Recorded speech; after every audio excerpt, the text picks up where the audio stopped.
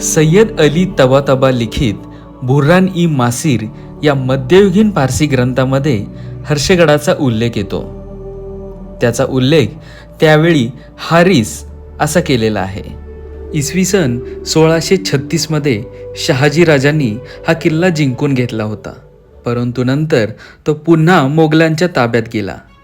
पहिले पेशवे मोरोपंत पिंगळे यांनी हा किल्ला जिंकून घेतला. इसवी सन 1689 साली छत्रपती संभाजी महाराज यांच्यासोबत झालेल्या दुर्दैवी घटनेनंतर हा किल्ला पुन्हा एकदा मोगलांनी जिंकून घेतला आणि शेवटी इसवी सन 1818 मध्ये इंग्रजांनी हा किल्ला आपल्या ताब्यात घेतला.